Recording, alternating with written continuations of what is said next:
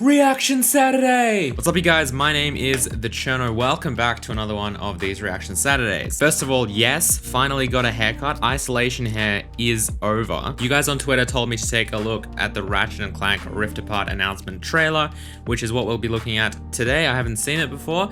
I think it's a really cool thing to look at because it's running on the PlayStation 5. And of course, last time we did these reactions, we took a look at the PlayStation 5 in general. I'll have them linked up there if you haven't seen that. So I'm excited to take a look at the first actual game I've seen running on a PlayStation 5. I mean, not counting the Unreal Engine tech demo, because that was just a tech demo. So let's dive right into it. And of course, I'll try and give you my thoughts looking at this as a game engine developer, specifically.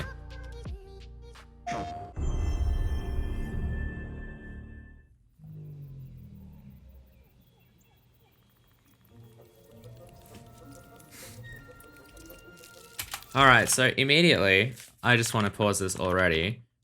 This looks really nice. I love games that have this kind of aesthetic. It's not like they're not trying to be specifically photorealistic. They're just trying to be, I think, like nice looking, if that's like a thing that I can use to describe this.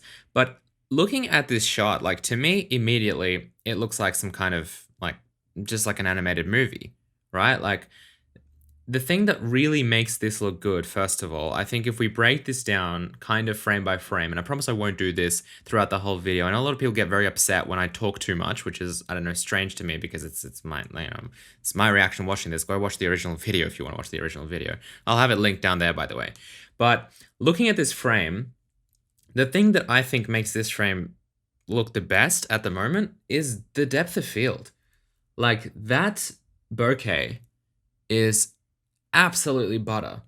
That's butter Cherno right there. That is, it's so smooth. Like, it honestly looks like a, not just like a camera, but like an expensive camera lens right there. I love the particles floating around everywhere. That definitely adds to it as well. The particles are slightly out of focus, which is really cool. The colors are pretty standard. The foreground, there's not too much going on in the foreground in this shot. I mean, everything is really nicely lit. I love this kind of area of specular highlights over here. Everything is, like, the animation's obviously quite fluid and nice, but I think that looking at this frame, the thing that like gets me the most excited about this, or that I think looks the best here, is just the way that they've layered the foreground and background with the blurriness, with the depth of field, because that just makes the shot look so cinematic and so much better.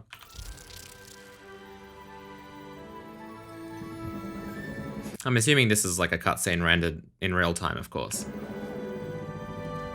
Particles everywhere, that's a huge, huge deal. And by huge deal, I mean to, like, for the visual quality of the scene. Nothing to do with like the PlayStation 5 or anything, yeah.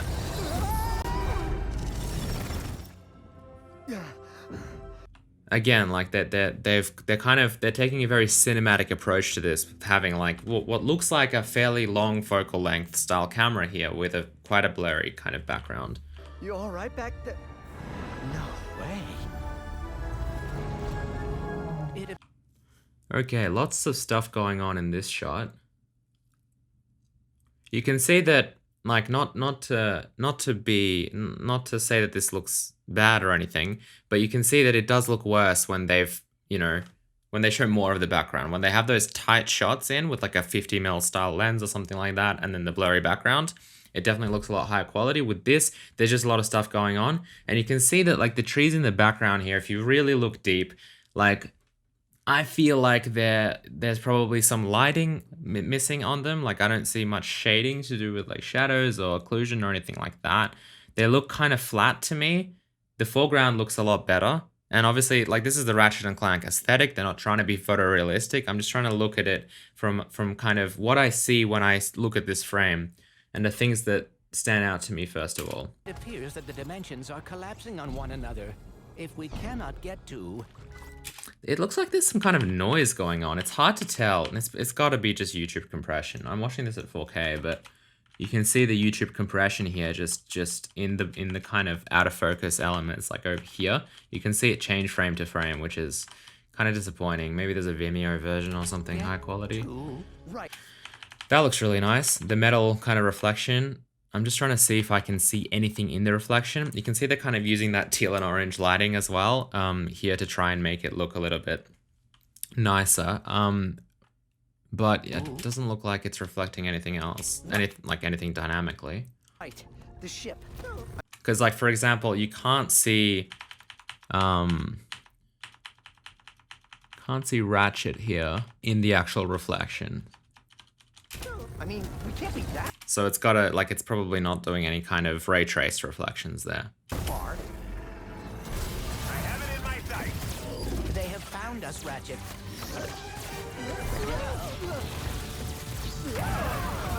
How do I steer this thing? Ask nicely. There's a lot of detail going on here, which is really cool. I imagine this will be, like, I don't know, it's gonna be quite a fun game, I think. Found us, Ratchet. Like, this is...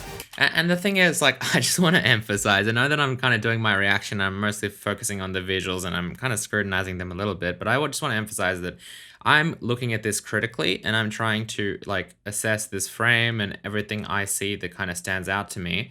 But obviously, graphics do not make a game. Graphics are important for a game, but like photorealistic graphics, for example, don't make a game necessarily better unless that's what it's trying to do and that's what it needs for the actual delivery of the experience. This is clearly a fun kind of cartoony game. So looking at this stuff and being like, oh, look, it's not it's not ray trace reflection. That's not the point at all. I'm just pointing out things I see. So I just want to just a little disclaimer because I'm enjoying this and I think that obviously this is not going to stop me from playing the game because it's missing a reflection or whatever. Yeah, but I love the environment. I actually kind of I love this aesthetic and I love the I just love the feel of this, you know. It's quite vibrant. You can see the sunspots here and like when the light's kind of bleeding through. The environment itself looks really, really nice and I love this kind of aesthetic. Slow down, please. Dad's not listening. Those kind of fluid explosions look nice. How do I steer this thing? Ask nicely. Let me just try and pause there. Please. It's like around here. Listening. Yeah, look at that. That looks kind of cool. I wonder how they did all of this.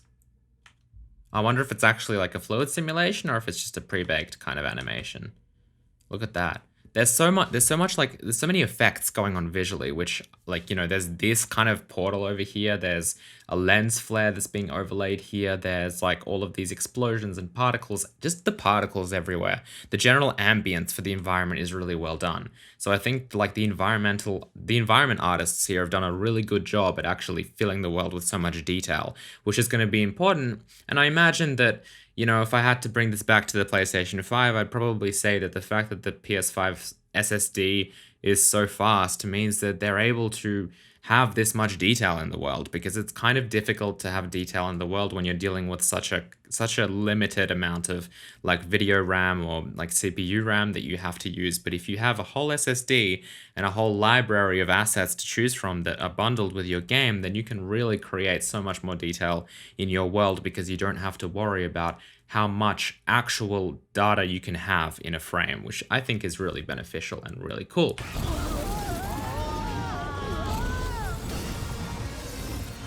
The dimensions are weakening considerably. I have to go back a little bit here and look at what's actually going on in all of these like panels here, because they look like I thought they were moving, but they're just images. I thought that these kind of I guess glass shards were reflecting or like showing some kind of world actually being dynamic and moving, but it looks like they're just images and they're just textures. How bad is it?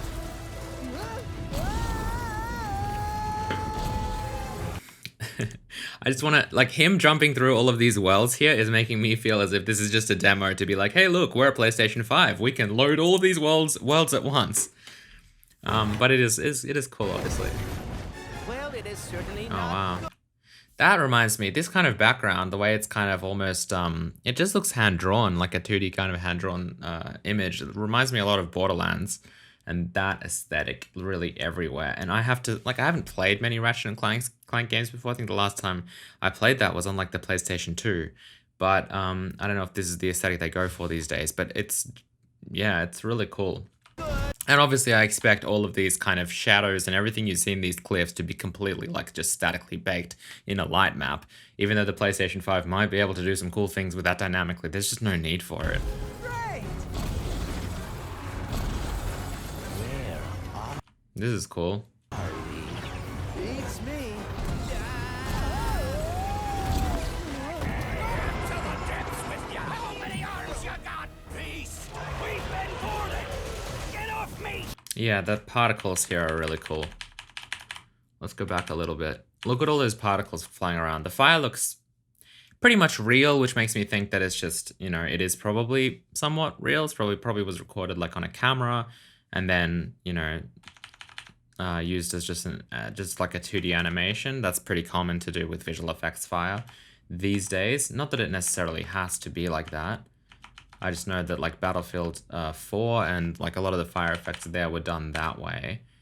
But the particles, yeah, the particles are just, look at these sparks everywhere. Look at the, yeah, this game just loves particles, which is really cool. I love particles.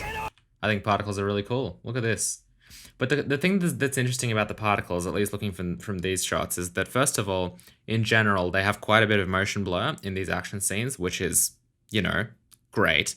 And then also you can see that it looks like the depth of field is affecting the particles, obviously. These particles up here and like over here, like some of them are blurry because of motion blur. Some of them, it looks like they're just blurry because they're out of focus, which is also really cool. Like if you removed the particles from this scene and you remove the depth of field from this scene and you remove the motion blur from this scene, this would probably look like a PlayStation 3 game. So like the effects really bring this to life. And I just want to stress that the reason for that is that they've got a nice aesthetic for this game, right? The aesthetic is simple. The aesthetic is not like immense photorealistic detail. And because of that this aesthetic is achievable on lower end hardware.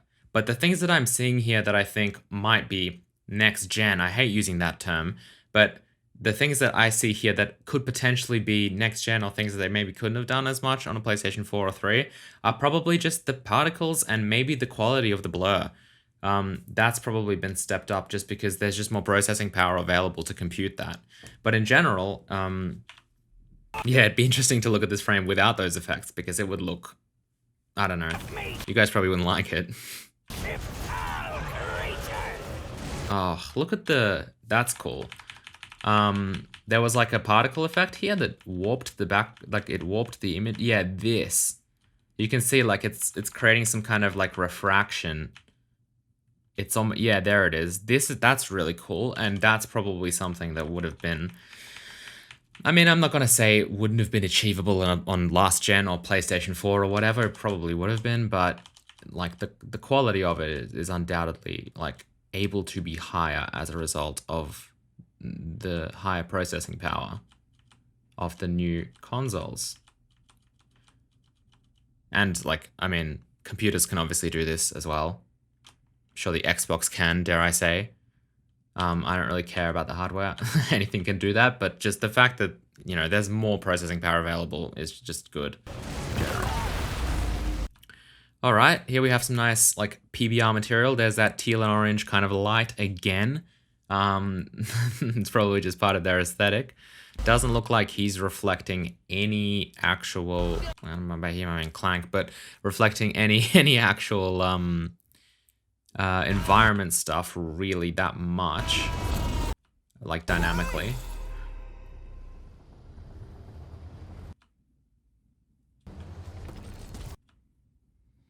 I'm just looking at all the environment.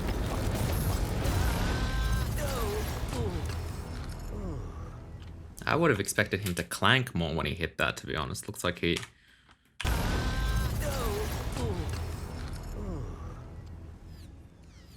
Ratchet, we are too late. Ratchet? Who?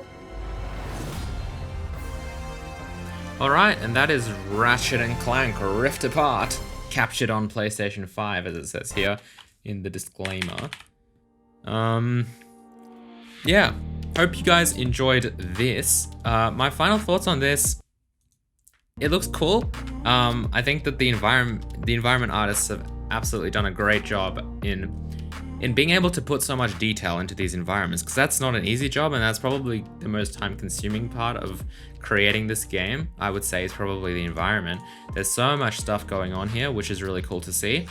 The fact, like, I mean, it looks like It looks like that maybe the Sony executives came to Insomniac Games and were like, hey guys, look, our SSDs are super fast. We can switch between levels like that. Make a game that focuses on traveling between different rifts and dimensions, because that's gonna like market our console really well.